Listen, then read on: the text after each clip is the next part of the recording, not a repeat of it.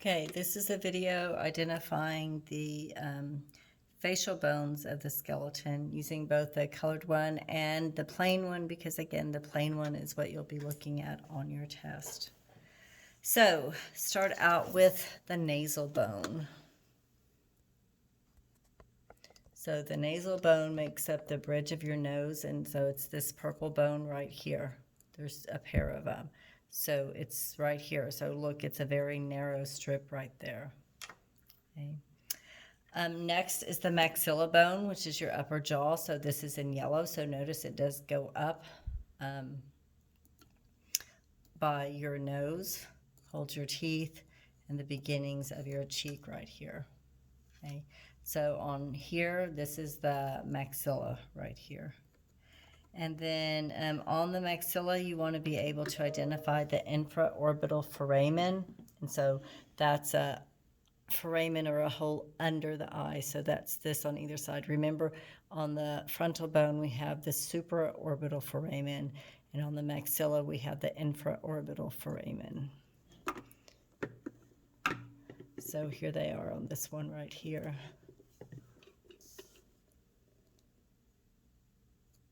The foramen, that hole on that side and that side.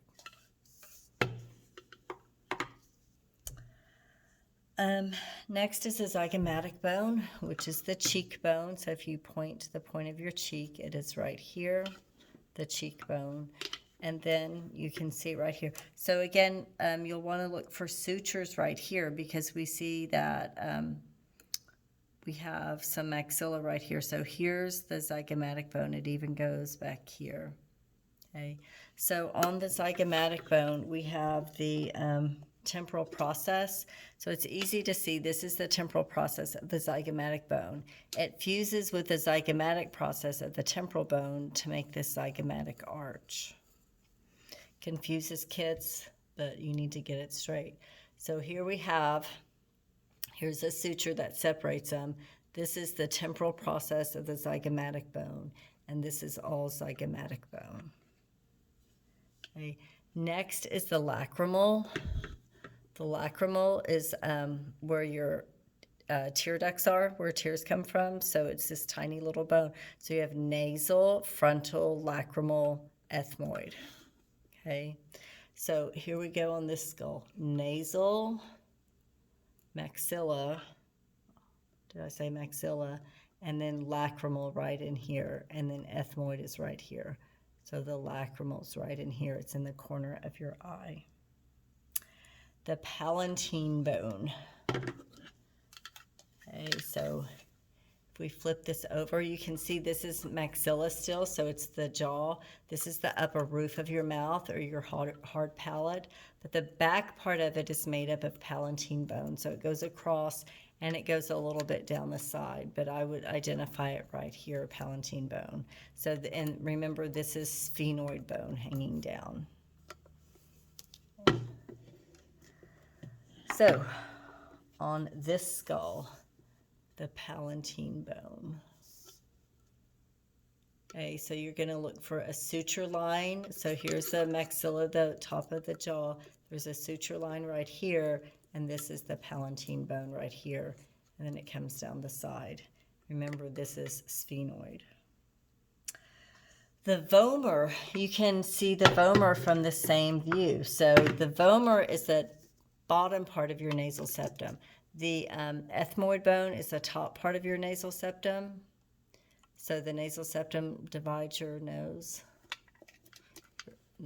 your nasal cavity up.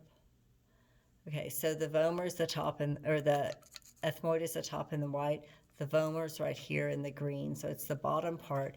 And then if you flip it over, you can see it comes wide back here. Okay. So on this skull, the vomer will be this bottom part right here, and then flip it over, and it's this center back part right here. Okay, so vomer right here. And the mandible is the lower jaw. So here's your mandible right here. You have two processes on it, two parts that stick up. I'm just going to grab this mandible, lower jaw, all by itself. So here are the two parts that stick up.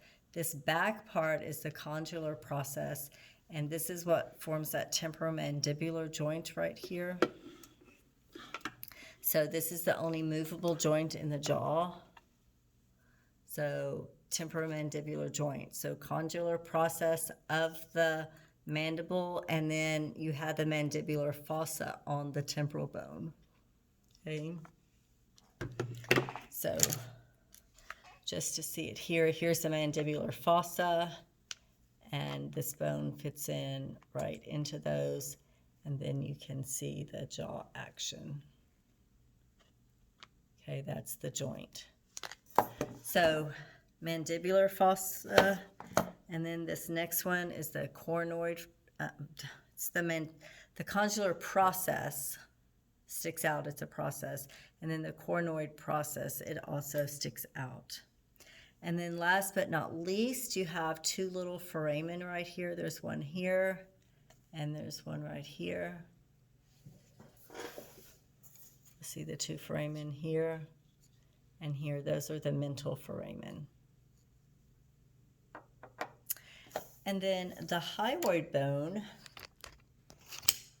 is attached to the skeleton. So we're going to take a little tour to see the hyoid bone.